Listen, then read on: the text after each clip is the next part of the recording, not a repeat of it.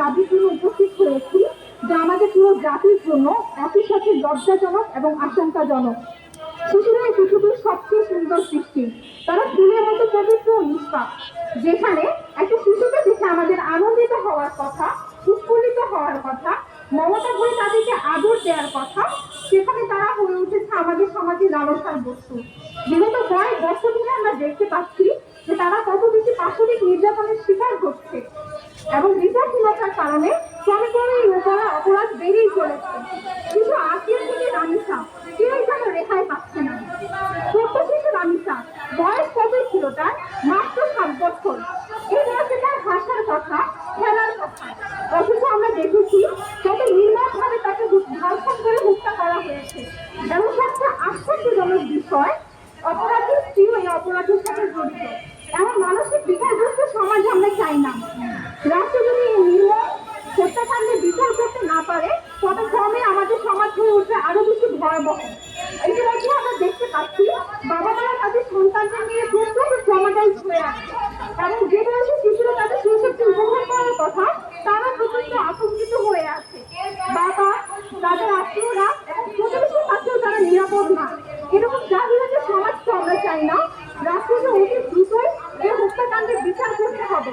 অপরাধীর ফাঁসি নিশ্চিত করে দৃষ্টান্ত উপস্থাপন করতে হবে, যেন আর কেউ ভবিষ্যতে এমন জঘন্য হত্যাকাণ্ডের সুযোগ না পায়। মহান আল্লাহ আমাদের উপর রহম করুন। আসসালামু আলাইকুম ওয়া রাহমাতুল্লাহি ওয়া বারাকাতুহু। আসসালামু আলাইকুম ওয়া রাহমাতুল্লাহি ওয়া বারাকাতুহু। We are here today not merely to express anger, but because a brutal reality of our society tells us to raise our voice with fear. We will not accept a society for children and children in Europe, while criminals continue to justice. Ramsa is not the person we have tried for, and that is our collective shame. We still remember Tomu, Hira, Asiya, Amina. দাঁড়িয়ে কথা বলছি যে রাষ্ট্র একজন শিশুকে বাঁচিয়ে রাখতে ব্যর্থ হয়েছে।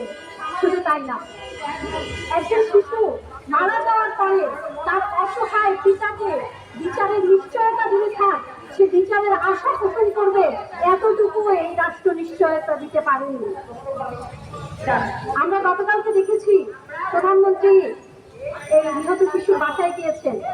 যাওয়ার পরে তিনি যথারীতি আশ্বাস দিয়েছেন যে বিচার হবে, সুষ্ঠু বিচার হবে। এই পর্যন্ত আমরা কতগুলো ধর্ষণ এবং হত্যার ঘটনা দেখেছি এবং তারপরে শুধু আশ্বাস দেখেছি। আমরা এখনো পর্যন্ত কোনো আশ্বাস বাস্তবায়ন হতে দেখিনি।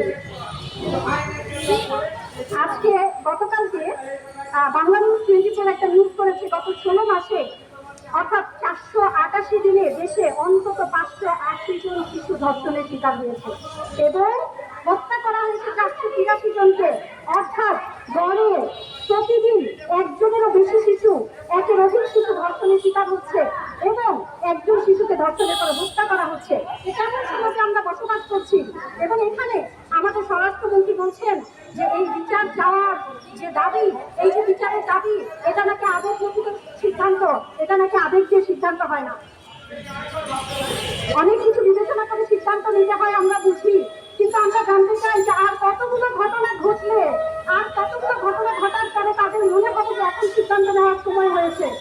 আর কত রানিসা মারা গেলে, আর কত আসিয়া মারা গেলে, আর কত ইয়া নিহত হলে তারপরে মাননীয় স্বরাষ্ট্রমন্ত্রী মহোদয়ের মনে হবে যে এখন আইন শৃঙ্খলা পরিস্থিতি রক্ষায় পদক্ষেপ নেওয়া প্রয়োজন, এখন আমাদের শিশুদেরকে রক্ষায় পদক্ষেপ নেওয়া প্রয়োজন।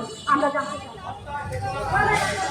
আমরা ইতিমধ্যে দেখেছি 10 বছর যাওয়ার পরে, তনু হত্যার 10 বছর পার হওয়ার পরে 3 জন সাসপেক্টের নাম প্রকাশ করা হয়েছিল, আদালত থেকে গ্রেফতারি পরোয়ানা জারি করা হয়েছিল, যারা একজন কিছুদিন আগে বিমানবন্দর দিয়ে দেশ ছেড়ে চলে গেছেন, নিউজ হয়েছে দেশ ছেড়ে পালিয়েছে। ইমিগ্রেশন পার হয়ে গ্রিন সিগন্যাল নিয়ে দেশ ছেড়ে কেউ পালায় না, তাকে কেউ না কেউ সহযোগিতা করেছে দেশ থেকে ছেড়ে চলে যেতে। এতদিন পরে একটা ধর্ষণের থেকে এতগুলো বছর পরে নাম কিছু সামনে সামনে আসার পরেও তারা এই দেশ থেকে নির্বিঘ্নে পালিয়ে যেতে পারে, নির্বিঘ্নে চলে যেতে পারে। আমরা সীতাকুণ্ডে 7 বছরের শিশু ইরাকে ধর্ষণ এবং হত্যার যে ঘটনা দেখেছি, যে নৃশংসতার যে ভয়াবহতার মুখোমুখি আমরা হয়েছি, আমরা সেখানে দেখেছি সিসিটিভি ফুটেজে ধর্ষকের পরিচয় স্পষ্টভাবে দেখা গিয়েছে এবং সে তার জবানবন্দিতে তার অপরাধের স্বীকারোক্তি দিয়েছে, অথচ তার বিচার আজ অবধি হয়নি। আমরা জানতে চাই আর কত তদন্ত আপনারা করবেন, আর কত প্রমাণ থাকলে আপনারা তারপরে ধর্ষকের শাস্তি নিশ্চিত করবেন। 2025 সালের মাগুরার আসিয়াকে যখন ধর্ষণ এবং তারপরে হত্যা করা হয়, এরপরে আমরা দেখেছিলাম একটা বিচার হয়েছিল, একটা রায় হয়েছিল, কিন্তু সেই রায় আজ অবধি বাস্তবায়ন হয়নি এবং আসিয়ার পরে আরো ধর্ষণ এবং হত্যা শিকার হয়েছে। একটা রায় হওয়ার পরে সেই রায় এখনো পর্যন্ত বাস্তবায়ন হয়নি। আমরা এই যে রাহুলটাকে নিয়ে আজকে এখানে দাঁড়িয়ে কথা বলছি, আজকে একটা ছুটির দিন, শুক্রবার, আজকে কথা ছিল এই ছোট বাচ্চাটা বাসায় থাকবে, মা বাবার সাথে খেলবে, আনন্দ করবে, অথচ আমরা এখানে দাঁড়িয়ে তার হত্যাকাণ্ডের বিচার চাচ্ছি, তার সাথে যে নৃশংসতা করা হয়েছে তার বিচার চাচ্ছি। এর থেকে লজ্জাজনক, এর থেকে অপমানজনক আমরা যারা বেঁচে আছি তাদের জন্য আর কিছু হতে পারে না।